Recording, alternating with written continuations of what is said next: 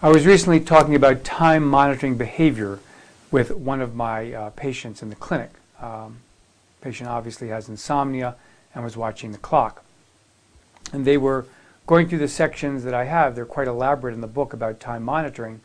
And in my book, Sound Sleep, Sound Mind, I spend 3 chapters on this problem because it's so pervasive among people that do have insomnia.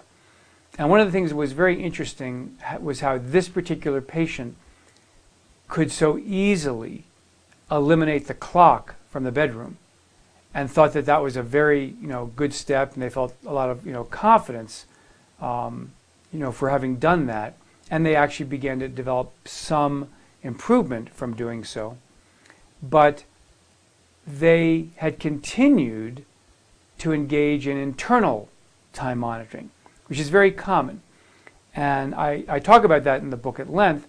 But it was interesting how this patient had not made that connection. When I asked the question, well, what do you do then when you're not looking at the clock, if you happen to be in bed trying to go back to sleep, or if you have gotten up out of bed to read a book or something?